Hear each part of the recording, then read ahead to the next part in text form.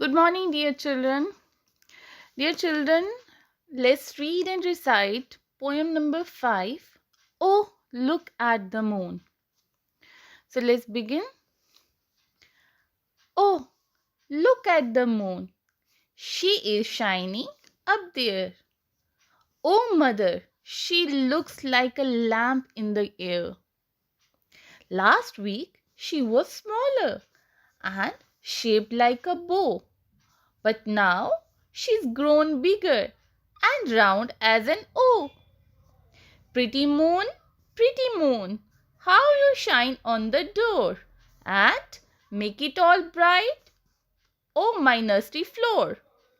You shine on my playthings and show me their place, and I love to look up at your pretty, bright face. This poem is written by Eliza Lee Cabot Fallen, right? So, what you all have to do is you have to recite this poem at home at least 2 times loudly. Okay, so I'm going to describe this poem. Okay, this is a poem of a moon. Okay, here the moon is compared with the mother, and who is comparing moon to the mother? A little boy. Okay, and the boy is saying the moon is shining up there and it looks like a mother. It looks like a lamp in the air. Okay, you have seen the lamp at your place. So the moon is looking like a lamp in the air. So what happened last week? The last week the moon was very small. It looks like a bow, but now it has grown bigger and it's looking like a shape of O. Pretty moon. Here, these young children are praising a moon, and they are saying how you shine on the door. Like in a moonlight, you can see the light falling on your door. Okay, and make it all bright. Oh, my nursery floor. You shine on my playthings. Playthings means toys. Okay, the moon is shining on their playthings and show me their place. Okay, with the help of that light, the child is keeping their toys or playthings at their proper place. And I love to look up at your pretty bright face. And the child loved to look at the moon, and as the child comparing moon to a mother, so the child is saying he loves to look at her pretty bright face, right? So I'm going to describe it one more time. ये जो poem है इसमें क्या है कि जो बच्चे हैं, ठीक है, नर्सरी होता है कि अ रूम ऑफ यंग चिल्ड्रन, एक रूम जहाँ पे छोटे बच्चे रहते हैं, जैसे आपका नर्सरी स्कूल होता है तो उसका नाम नर्सरी स्कूल क्यों होता है? क्योंकि नर्सरी मीन्स छोटे बच्चे, ठीक है। जैसे आपने देखा होगा कि प्लांट की नर्सरीज होती हैं, है ना, तो प्लांट की नर्सरीज मीन जब छोटे छोटे प्लांट के पौधे जहाँ पे लगे होते हैं वहाँ से आप ख़रीद के लाते हो, तो आप बोलते हो ना हम नर्सरी में जा रहे हैं प्लांट लेने के लिए। वैसे ही नर्सरी क्या होता है? जहाँ पे यंग बच्चे होते हैं, छोटे बच्चे होते हैं, उसको हम बोलते हैं नर्सरी, ठीक है। तो यहाँ पे जो बच्चे हैं वो क्या कह रहे हैं कि oh look at the moon, moon की तरफ देखो, she is shining up there, वो चमक रही है, ठीक है। अब मून को इन्होंने किसके साथ कंपेयर किया? एक लड़की के साथ कंपेयर किया, एक मदर के साथ कंपेयर किया, ठीक है, एक माँ के साथ कंपेयर किया। ओ मदर शी लुक्स, वो किसकी तरह लग रहा है मून? एक माँ की तरह लग रहा है। Like a lamp in the air, जैसे आप घर पे लैम्प लगाते हो वैसे ही वो मून क्या लग रहा है? एक लैम्प की तरह लग रहा है। कहाँ पे? हवा में, ठीक है। इट लुक, वो कैसे लग रहा है? It looks like a lamp in the air, हवा में वो एक लैम्प की तरह लग रहा है, ठीक है। Last week she was smaller, पिछले हफ्ते क्या था? मून बहुत छोटा था, ठीक है। एंड शेप्ड लाइक अ बो, शेप्ड मीन्स उसकी शेप कैसी थी? बो जैसे आप वो धनुष और वो देखते हैं ना जिससे वो तीर फेंकते हैं, तो वो जिसमें वो जो धनुष होता है उसकी शेप कैसी होती है? कर्व्ड होती है, लकड़ी कैसे गोल जैसा होता है जहाँ से आप तीर को, एरो को शूट करते हो। तो वो लास्ट ईयर आपने देखा होगा चांद कैसे कर्व जैसा होता है ना। तो वो कह रहा है कि लास्ट वीक क्या था, चांद बहुत छोटा था और उसकी शेप कैसी थी, बो के जैसी थी। But now she is grown bigger. अब वो मून को किसके साथ कंपेयर किया उसने, उसने मून को कंपेयर किया है मदर के साथ। तो वो कह रहा है कि अभी जो मून है वो क्या हो गई है, बड़ी हो गई है, वो बड़ी, ग्रोन बिगर, जैसे हम बोलते हैं ना ग्रोन अप चिल्ड्रन, की चिल्ड्रन बड़े हो गए, वैसे ही उन्होंने क्या कहा है कि moon, she has, for moon she has grown bigger and round as an O. जैसे पहले वो कर्व जैसा था, बो की जैसी शेप थी मून की, अब कैसी होगी है, पूरे ओ की तरह, राउंड एंड ओ, सर्कल की तरह हो गया है वो, ठीक है। Pretty moon, pretty moon, pretty means खूबसूरत, मून खूबसूरत moon, how you shine on the door. आपने देखा होगा जब पूरा चांद निकला होता है तो उसकी कितनी ज़्यादा रोशनी होती है, चाहे आपकी लाइट भी बंद हो गई हो घर की, तो वो जो मून की रोशनी होती है, वो जो ऊपर से लाइट आती है, उससे क्या होता है, आपको सब कुछ दिखाई देता है, ठीक है, सब चमक रहा होता है। And make it all bright, bright means चमकना। ओ माई नर्सरी फ्लोर, कि जहाँ पे वो क्या है, बच्चा रह रहा है, नर्सरी का फ्लोर है, जहाँ पे फ्लोर मीन्स फर्श, ज़मीन, तो उसको पूरा वो जो चांद की रोशनी है वो उसे क्या कर रही है, ब्राइट कर रही है, ठीक है, उसको वो पूरा दिखाई दे रहा है उस रोशनी की वजह से। You shine on my play things, कि जो तुम्हारी रोशनी है वो किस पे पड़ रही है, शाइन किस पे कर रही है, play things. Play things means कि जिससे भी बच्चे खेलते हैं, वो आपके टॉयज़ हो सकते हैं, आपकी जो प्लास्टिक की गाड़ियाँ, टॉय, सॉफ्ट टॉयज़, कुछ भी जिससे आप खेलते हो, ठीक है। And show me their place, अब अंधेरे में वो उसकी जगह कहाँ पे किसको कहाँ रखना है, वो कहाँ से उसको पता चल रहा है, वो उस चांद की रोशनी से, ठीक है। अब यहाँ पे क्या कह रहे हैं, and I love to look up, and I love to look up, अब मुझे ऊपर देखना, मतलब उसे वो चांद को देखना बहुत पसंद है, क्योंकि वो जो उसका खूबसूरत चेहरा है चांद का, वो जो प्रिटी ब्राइट फेस है, वो उस बच्चे को बहुत पसंद है, ठीक है।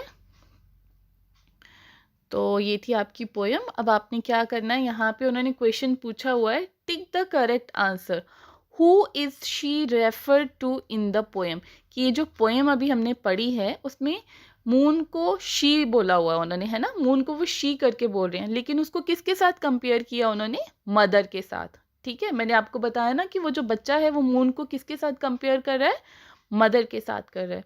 तो लास्ट वीक वो कह रहे हैं, last week the moon was shaped like a, अभी मैंने बताया कि पिछले हफ्ते मून कैसा था, बो की शेप में था, जैसे धनुष की शेप होती है, कर्व, आधा सर्कल, वैसी शेप में वो था, ठीक है। The moon makes everything look, अब मून की रोशनी से क्या हो रहा है, चीज़ें डल लग रही हैं या ब्राइट लग रही हैं, ब्राइट लग रही है ना, तो we will tick here bright, ठीक है। Now what we have to do in question number V, complete the following phrases of comparison by selecting the right word from the word box. अब हमने यहाँ पे कंपैरिजन किया है, जैसे अभी हमने पोएम में हमने पढ़ा है कि पोएम में क्या किया है बच्चे ने, मून को कंपेयर किया है, the child has compare the moon with the mother, ठीक है। Similarly there are some sentences where we have to compare it with the options given in the box, कि यहाँ पे कुछ ऑप्शंस दिए हुए हैं बॉक्स में, और हमने इन सेंटेंसेस को पढ़ना है और देखना है कि कौन सा इसके साथ ऑप्शन फिट बैठता है। एज टॉल एज मीन्स लंबा, लंबा कौन सा होता है जानवर, जिराफ, तो यहाँ पे हम लोग क्या लिखेंगे, एज टॉल एज जिराफ। जब हम किसी को कंपेयर करते हैं किसी, जैसे पोएम में, तो हम बोलेंगे कि it is as tall as giraffe, तो मतलब बहुत लंबा। एज बिजी एज बी, ये हम अपने लिए भी यूज़ कर सकते हैं, she is as busy as bee, इसका मतलब क्या है कि वो मधुमक्खी तो नहीं है ना, बी तो नहीं है कि वो इतनी इतनी बिजी है, ये एक कंपैरिजन करने का तरीका होता है, ठीक है। As busy as bee means बहुत बिजी। As gentle as lamb, lamb आपने देखा होगा, शीप का जो बच्चा होता है वो कितना सॉफ्ट और कितना काम होता है, कितना जेंटल होता है ना, आप भी उसको उठा लेते हो, कुछ नहीं कहता है।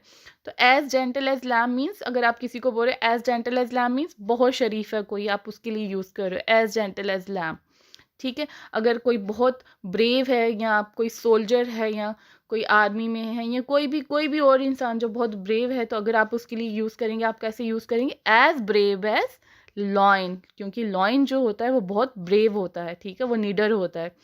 और फ्री, जैसे पंछी उड़ते हैं, जैसे हम बोलते हैं she is a free bird, she is a free bird means कि वो आज़ाद है, वो किसी की नहीं सुनती, अपने दिल की बात सुनती है। तो we can say she is as free as bird. तो यहाँ पे क्या आएगा, as free as a bird. ठीक है, ये क्या है जो अभी हमने पढ़ा है, एक चीज़ को, ये फ्रेजेस होते हैं कंपैरिजन करने के, कि हम कभी कोई बात को जब इनडायरेक्टली बोलते हैं, जैसे यहाँ पे बच्चे ने मून को, जो चांद है उसको माँ के साथ कंपेयर किया है, तो वैसे ही जो कुछ कंपैरिजन है ये उनके एग्जाम्पल्स हैं। ठीक है, अब यहाँ पे है कि who are looking at the moon. Who are means यहाँ हु इज नहीं है, यहाँ पे आर है, तो यहाँ पे क्या आएगा, young children are looking at the moon, कि जो छोटे बच्चे हैं वो किसकी तरफ देख रहे हैं, मून की तरफ देख रहे हैं। What does the moon look like according to the child. अब जो बच्चा है उसके अकॉर्डिंग मून कैसा दिख रहा है। ठीक है, उसके अकॉर्डिंग मून कैसा दिख रहा है, बच्चे के अकॉर्डिंग मून कैसा दिख रहा है, मदर की तरह। The moon looks like a mother according to the child, बच्चे को वो मून मदर की तरह दिख रहा है। What are the things the moonlight is falling on. अब जैसे हमने पोएम में पढ़ा कि वो जो मून की लाइट है वो किस किस पे पड़ रही थी, दरवाजे पे पड़ रही थी कि नहीं पड़ रही थी। उसके बाद हमने पढ़ा कि वो नर्सरी फ्लोर जहाँ पे वो खेलते हैं, वो जो उनका रूम है उसके फर्श पे भी पड़ रही थी, फिर उनकी खेलने वाली चीज़ों पे भी पड़ रही थी। So the moonlight is falling on the door, nursery floor and play things, right. अब नेक्स्ट है, what does the child love to do. अब बच्चे को क्या पसंद है, हमने लास्ट लाइन में पढ़ा, we have read in the last line that and I love to look up at your pretty bright face। हमने ये लास्ट में पढ़ा था, तो उसमें क्या था कि बच्चे को क्या सबसे ज़्यादा पसंद है, the child love to see the pretty bright face of moon. ठीक है, बच्चे को मून का वो जो ब्राइट फेस है वो देखना पसंद है। ठीक है, अब राइमिंग वर्ड हम फर्स्ट डे से कर रहे हैं, बहुत सारी पोइम्स में हम राइमिंग वर्ड पढ़ चुके हैं। राइमिंग वर्ड्स क्या होते हैं कि जिनका साउंड सेम होता है, वो सुनने में एक जैसी उनकी आवाज़ आती है एंड में। ठीक है, उनके स्पेलिंग्स अलग होते हैं, उनके मीनिंग अलग होते हैं, बट जब उनको हम बोलते हैं तो उनकी आवाज़ सुनने में एक जैसी लगती है। तो हमने क्या करना है, ये जो अभी हमने पोएम पढ़ी है उसमें से कुछ राइमिंग वर्ड्स ढूंढने हमने, जैसे देयर, देयर। ठीक है, अब इस पूरी पोएम को देखेंगे कि देयर से मिलता जुलता कोई राइमिंग वर्ड है यहाँ पे। तो मैंने यहाँ पे ढूंढा फर्स्ट पैराग्राफ में फोर्थ लाइन में, like a lamp in the air. तो देयर का राइमिंग वर्ड क्या हो गया, देयर एयर। दोनों एक जैसे लग रहे हैं सुनने में, देयर एयर, साउंड एक जैसा आ रहा है। ठीक है, उसके बाद डोर, डोर का है फ्लोर।